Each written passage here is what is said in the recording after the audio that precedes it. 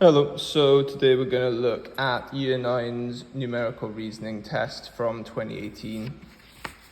So let's get started with this first question. So this is just multiplicative reasoning.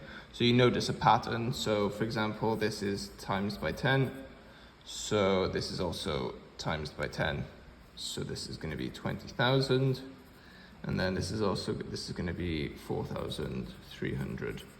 Because these are a direct proportional relationship. So the area of the solar panels is proportional to the power generated, and the power generated is proportional to the amount of CO2 saved. So timesing by 10. So here we are doubling. So here we're going to double, and here we are also going to double. And as you can see, we're correct because this is already there. So 40,000 meters squared of solar panels is the same area of a square that is blank by blank. So we're just looking for the square root of 40,000 here. So you'll have a calculator for this, and the square root of 40,000 is 200. So this is a 200 by 200 square. So one car gives out about 2.7 tons of CO2 a year. 8,600 tons of CO2 is the amount of CO2 that how many cars give out a year. So this is just going to be 8,600, and then we're going to divide by 2.7. So how many cars that give out 2.7 each can I fit into 8,600? And what I get from that is 31.851 recurring. So this is about 32. So this is about 32 cars. Okay, moving on. So question 2. So a solar farm with 40,000, so this seems to be the same question still. So a farm with 40,000 meters squared of solar panels will generate enough power for 6,000 homes. There are about 1.4 million homes in Wales. How many solar farms of this size would power 5% of the homes in Wales? Okay, so let's start by finding 5% of the homes in Wales. So that's 1.4 million. We're going to times by 0.05 to find 5%. So that is going to be, I believe it's 70,000, but let me check. Yeah, 70,000. So what we're looking for, in short, is how many solar farms of that size will generate enough power for 6,000 homes, pretty much. Oh, interestingly, it asks how many solar farms of that size, so you don't even need this 40,000 at all. So it's just this case now. So if each of the farms can power 6,000 homes, we just look at how many farms it's going to take. So 70,000 divided by 6,000. So how many of these farms generating 6,000 can we fit into 70,000? I want to say it's 11 2/3. So 70,000 divided by 6,000. 11.6 recurring, yeah. So it's going to take 11.6 recurring of these farms, which is not pragmatic at all. And as you can see, this is for 3 marks, and I've only done 2 things. So the last mark here is realizing, okay, yeah, the pragmatic thing here is we need 12. So that's going to be your answer. You need 12 solar farms of that size. Okay, moving on. So a website compares shoe sizes for young children. Using the 2 charts above, complete the one below. So this one is shoe size in Wales to shoe size in the USA. This one is shoe size in Japan to shoe size in the USA. And then, yeah, okay, so we've got to use the in-between one. We've got to use the USA because it's not here to kind of complete this one. Okay, so shoe size in Wales. When Wales is 5, USA is 6. And when USA is 6, Japan is 14. So it's 5 to 14. So Wales 5, Japan 14. And then let's do it for the next one. Hopefully we can spot a pattern.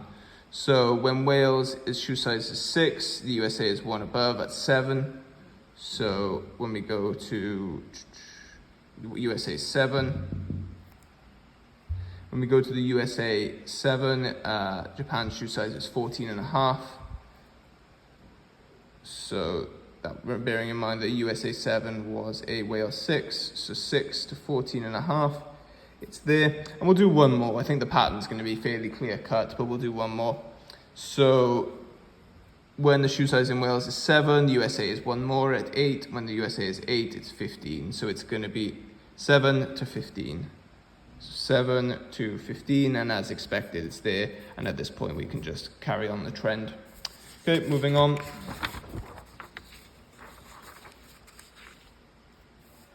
Okay, so Betty is 2 years younger than Ifor.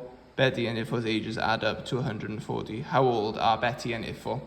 Okay, so this is a simultaneous equation. So Betty is 2 years younger. So that's going to be Ifor plus 2 is equal to Betty. And then we're going to get that Betty and Ifor's ages add up to 140. So rearranging this first one, I get that I minus B equals minus 2. So my two equations are I minus B equals minus 2, and B plus I is 140.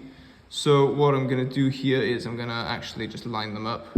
So it's going to be, allow me to rearrange this. So B plus I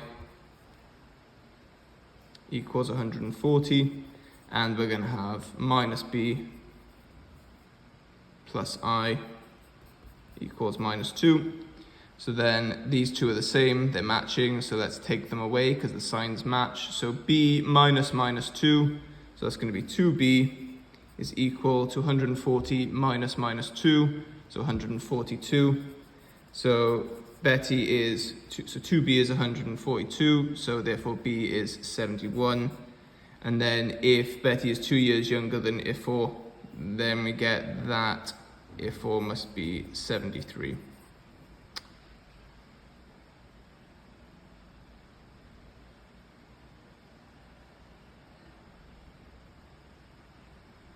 Yeah, that's fine. So that's that should actually be the other way around. So that should be 69, my bad, because that's B plus I being 140. So I being 69, B being 71. Okay, moving on.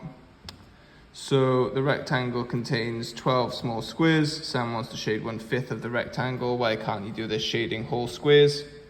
So if you want to shade 1/5 of this, so 1/5 of 12, if you do that on your calculator, it's 2.4. So it's 2.4 boxes. So you need to shade 2 boxes and 4/10 of a box. So no, you can't do this shading whole boxes.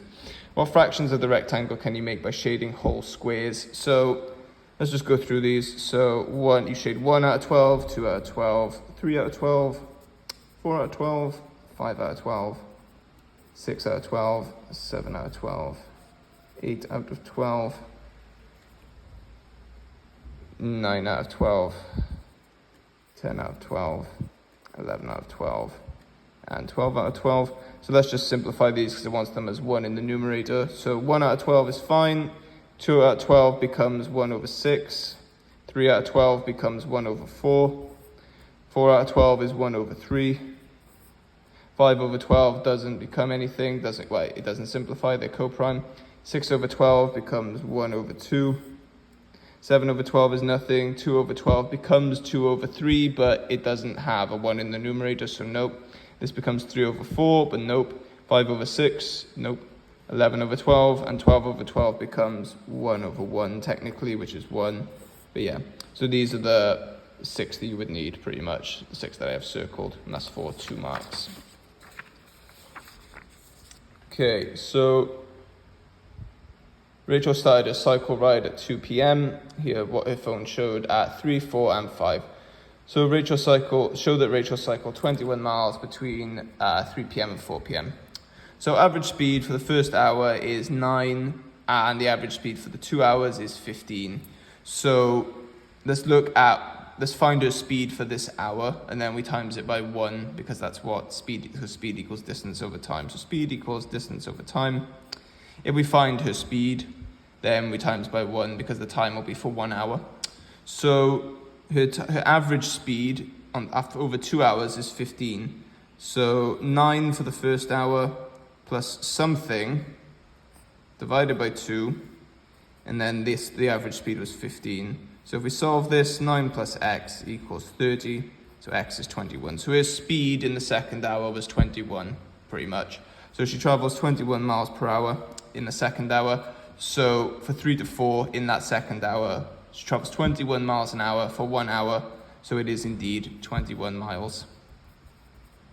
Okay, how many miles did Rachel cycle between 4 and 5? Similar sort of question. So she traveled, the average speed over 3 hours is 14. So it was 9 for the first hour, and we worked it out to be 21 for the second.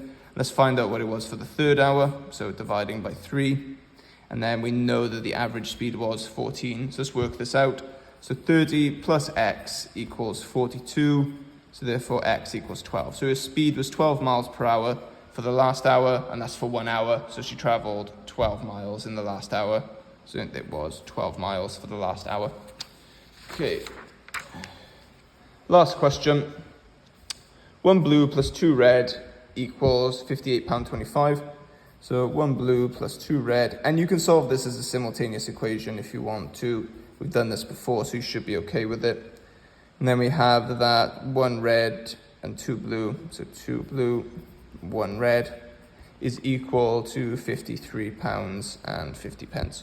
So a very good tactic here is to just find blue, find B, find R, and then just add them together. Because it wants the cost of a blue box and a red box. So what's the cost of B plus R, essentially? So the normal thing to do here is just scale one of these appropriately. So for example, you could double this one, get this to be 2B, and then subtract them both, and then this would be 3R, take away whatever this would be. But we're not going to do that because I'm noticing that if I add these, I'll get 3B and 3R. So I'm going to add them. So 3B plus 3R, and this is unorthodox, but I've noticed a quicker way of doing this. So 3B plus 3R, just adding these two. And then I add these two here, so £28.25 plus £53.50. That's going to be £111.75. So then dividing both sides by 3, I get the 1 blue plus 1 red is equal to this divided by 3.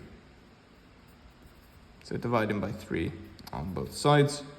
So 111.75 divided by 3. Yep, so the cost of them added together is £37.25. And that's it. Oh, it wants the cost of both of them. Okay, we can do with that. We can work with that. That's fine. So it wants them individually. So using this, 2B plus 2R equals £58.25. So we can use these as two equations pretty much and subtract like I talked about.